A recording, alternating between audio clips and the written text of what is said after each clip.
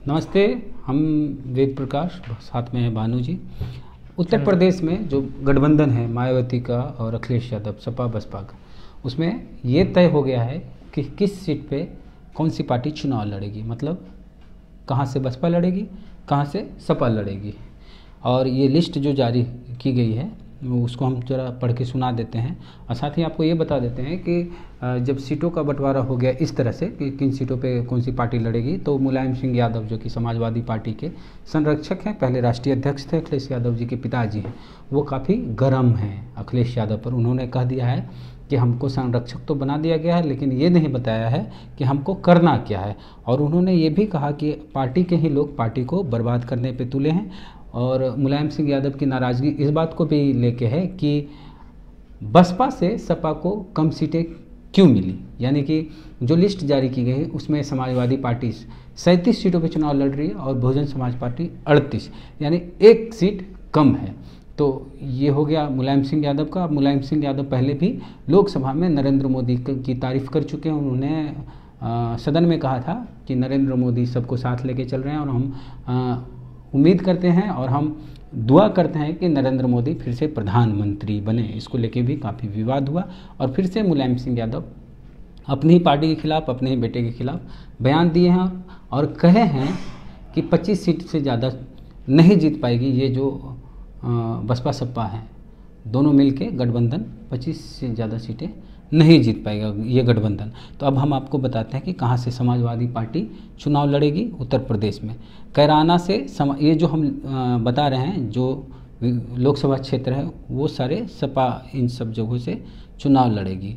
कैराना, मुरादाबाद, रामपुर, संभल, गाजियाबाद, हाथरस, फिरोजाबाद, मैनपुरी, एटा, बदायूं, बरेली, पीलीभीत, खीरी, हरदोई जो कि एससी है, हाथरस भी एससी था, उन्नाव, लखनऊ, इटावा, कन्नौज, कानपुर, झांसी, बांदा। और इसके अलावा कौशाम्बी एससी सीट है, Phulpur, Allahabad, Barabanki SC, Faizabad, Bahraich SC, Gonda, Maharajganj, Gorakhpur, Kushinagar, Azamgarh, Ballia, Chandauli, Varanasi, Mirzapur, Robertsganj SC seat है ये। तो दो जो सीटें हैं इसमें, एक तो फूलपुर जहाँ से हल्ला होता था कि मायावती चुनाव लड़ेंगी, वहाँ से इस बार समाजवादी पार्टी चुनाव लड़ेगी फूलपुर से। दूसरा जो मसला है वो है गोरखपुर, जहाँ से योगी आदित्यनाथ 4 बार सांसद बने थे और इस बार अभी जो वहाँ के सांसद हैं वो निषाद पार्टी से हैं और निषाद हैं, वही चुनाव लड़े थे और जीते थे। अब बात करते हैं मायावती की पार्टी बीएसपी कहाँ कहाँ से चुनाव लड़ेगी। सहारनपुर नाम बहुत फेमस है, भीम आर्मी को लेके भी काफ़ी चर्चा में सहारनपुर रहा है। बिजनौर, नागीना एससी सीट है। अमरोहा, मेरठ, गौतम बुद्ध नगर, बुलंदशहर एससी सीट है। अलीगढ़, आगरा एससी सीट है। फतेहपुर सीकरी, आंवला, शाहजहांपुर एससी सीट है। इसके अलावे जो बसपा जहाँ से चुनाव लड़ेगी धौरहरा, सीतापुर, मिश्रिख जो एससी सीट है, मोहनलालगंज जो एससी सीट है, सुल्तानपुर, प्रतापगढ़, फर्रुखाबाद, अकबरपुर, जालौन एससी सीट है। हमीरपुर, फतेहपुर, अंबेडकर नगर, कैसरगंज, श्रावस्ती, डुमरियागंज, बस्ती, संत कबीर नगर, देवरिया, बांसगांव एससी सीट है। लालगंज एससी सीट है। घोसी, सलेमपुर, जौनपुर और मछली शहर जो एससी सीट है। इसके अलावा गाजीपुर और भदोही। तो ये जो 38 सीटें हैं वो बीएसपी के खाते में है और 37 सीटें समाजवादी पार्टी के खाते में है। इसी मुद्दे पर हम भानु जी से बात करेंगे कि इस तरह जो सीटों का बंटवारा हुआ, सीट का तो बंटवारा पहले से हो ही गया था लगभग 50-50। अब जब ये तय हो गया कि किन सीटों पे कौन सी पार्टी चुनाव लड़ेगी और मुलायम सिंह यादव का इस तरह का बयान आ गया है तो क्या होगा।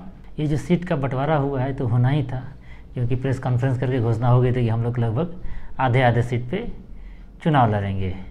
तो चुनाव नज़दीक आ गए हैं तो सीट क्लैरिफाई होनी जरूरी थी, क्लैरिफाई हो गई है। और इसमें एक चीज़ देखने को मिली है कि ज़्यादा शेड्यूल कास्ट के लिए रिजर्व सीटें हैं वो मायावती के पार्टी के खाते में गई है, जो जानी भी चाहिए थी। अच्छा, और जो आप कह रहे हैं मुलायम सिंह यादव तो मुलायम सिंह यादव या शिवपाल सिंह यादव कोई फैक्टर नहीं रह गया है। मुलायम सिंह यादव जो 4-5 साल पहले से ही अल्जाइमर नाम की बीमारी से, स्मृति दोष की बीमारी से शिकार थे, और अब जो है वो एक तरह से जिंदा लाश हैं। कुछ जो है निहित स्वार्थी तत्व जो है उनके मुंह में कुछ डाल के जो है कुछ बुलवा लेती है और फिर मीडिया के माध्यम से माहौल बनाया जाता है। यही मुलायम सिंह यादव 2015 विधानसभा चुनाव में पहले जो है सब कोई साथ मिलकर लड़ने की बात थी, फिर अचानक वो विड्रॉ किए, फिर वो वही बोले कि भाजपा ही जीतेगी बिहार में। तो उनका बोलना या नहीं बोलना कोई मायने नहीं रखता है। ये मीडिया वाले लोग जो भाजपा के लोग हैं वो जो है उनके मुंह से बुलवा के या फिर जो है उसको बहुत बड़ा गुब्बारा बनाते हैं। मुलायम सिंह यादव को अगर बोलना ही था तो जिस दिन संयुक्त प्रेस कॉन्फ्रेंस में बसपा और सपा का गठबंधन की घोषणा हुई थी उस दिन ही बोलते। अब जो है सारा खिचड़ी बन गया है, तब इस तरह बोलने का ना कोई उनका मतलब है, ना ही वो बोल रहे हैं। मुलायम सिंह यादव को इतने हल्के में नहीं लिया जा सकता। मुलायम सिंह यादव जब विधानसभा चुनाव हो रहा था उत्तर प्रदेश का, तब कांग्रेस के साथ अखिलेश यादव गठबंधन किए थे, तब भी शिवपाल मुलायम सिंह यादव ने नाराज़गी जाहिर की थी। उन्होंने तब भी वो उनकी नाराज़गी इसी से जाहिर हो सकती है कि 1-2 सीट पर ही चुनाव प्रचार करने गए थे, वो भी शिवपाल यादव और पारसनाथ यादव की सीट को छोड़कर कहीं भी वो चुनाव प्रचार में नहीं गए थे। और अब रिजल्ट क्या हुआ आपको पता है? तो रिजल्ट तो मुलायम सिंह यादव जब अपने चरमोत्कर्ष पर थे 2014 में, तब भी जो है यूपी में केवल 5 ही सीट आई थी। तो मुलायम सिंह की नाराजगी ये करने से जो है कोई बहुत ज़्यादा कितनी सीटें मुलायम सिंह यादव ने कहा है कि 25 से 26 सीटें जीत पाएगी सपा बसपा मिलके। मुलायम सिंह की बात अब क्यों करें? मुलायम सिंह तो जो है वो कहे थे कि बिहार में जो है भाजपा जीतेगी विधानसभा चुनाव। तो मुलायम सिंह का बयान जो है क्या वो बहस का विषय भी हो सकता है क्या? क्योंकि हम लोग का मुद्दा ही है। मान लीजिए 80 में बोल देते 90, तो क्या हम लोग इस पर बहस कर रहे थे कि 90 कैसे बोल दिए हैं? मुलायम सिंह कोई फैक्टर नहीं है, ना ही उनका नहीं। तो स्पष्ट आपका यही कहना है कि मुलायम सिंह अब वहाँ की राजनीति में कोई खास दिमागी काम नहीं करता है। अच्छा, ठीक है। वो क्या बोलते हैं, उन्होंने एक बात और कही है कि महिलाओं को तरजीह नहीं दी जा रही है हमारी पार्टी में, सपा में। मुलायम सिंह एक जिंदा लाश है। उनके बारे में राबड़ी देवी जी ने परसों बड़ा अच्छा बोला था कि वो क्या बोलते हैं उनको खुद भी नहीं पता रहता है। तो एक पागल हो चुके इंसान से की बातों का कोई आदमी संज्ञान नहीं ले सकता है। हम लोग बेवकूफ़ हैं जो ले रहे हैं। अच्छा, तो यानी कि 26 से ज़्यादा सीटें आप आकलन करते हैं कि जीतेगी, जबकि मुलायम सिंह ने कहा 26।